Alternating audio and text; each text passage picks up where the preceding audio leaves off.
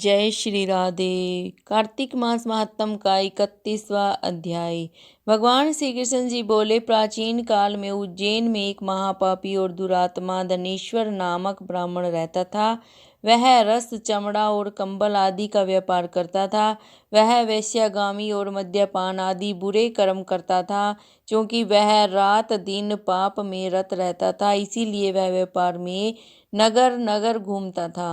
एक दिन महिष्मतिपुरी, जो राजा महिष ने बसाई थी, इसीलिए वह राजा के नाम से विख्यात थी। नगरी के पास ही पापनाशिनी पुण्यकारिणी भगवती नर्मदा बहती थी। उस नदी के किनारे देश देशांतर से आए यात्री कार्तिक व्रत करने को कुछ दिन के लिए ठहरा करते थे।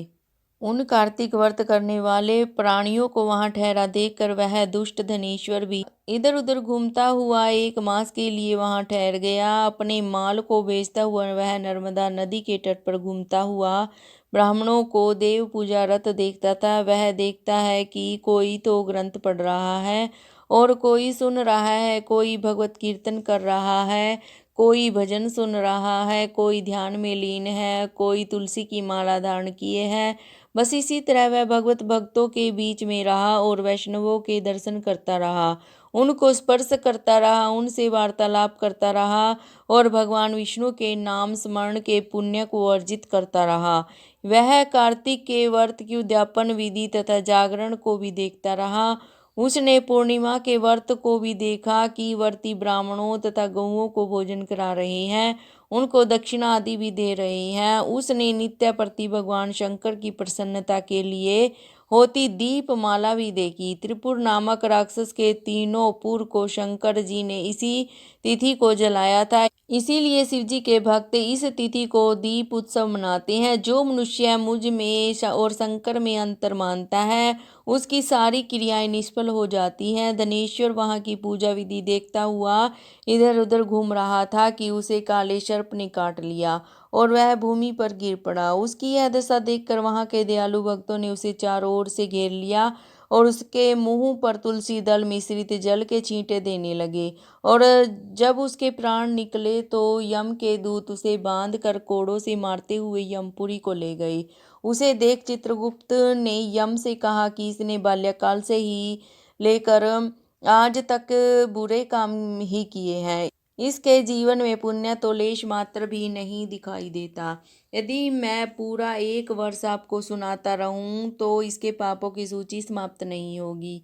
यह महापापी है, अतः इसको 1 कल्प तक घोर नरक में डालना चाहिए।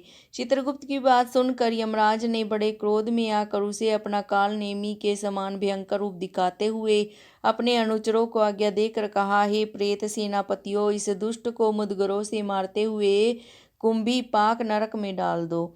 सेनापति ने मुगदरों से उसका सिर फोड़ते हुए कुंभी पाक नरक में ले जाकर खोलते हुए तेल के कढ़ाई में डाल दिया। प्रेत सेनापतियों ने ज्यों ही तेल की कढ़ाई में फेंका तो लपलपाती हुई आग अपने आप ठंडी हो गई, जैसे कि प्रहलाद को अग्नि में डालने पर वह ठंडी हो गई थी।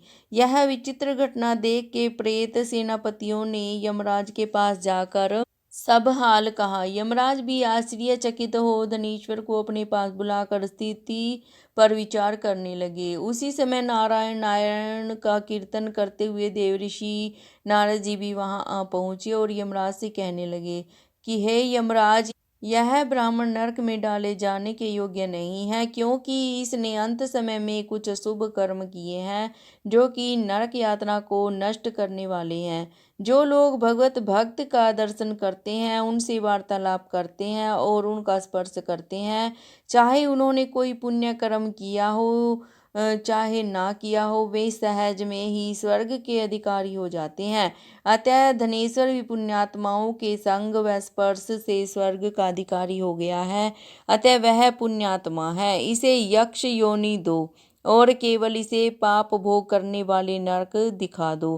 भगवान श्री कृष्ण ने कहा। जब नारद जी ऐसा कहकर चले गए तो धनेश्वर को पुण्यात्मा समझते हुए यमराज ने दूतों को उसे नरक दिखाने की आज्ञा दी। बोलो जय श्री कृष्ण, जय श्री राधे।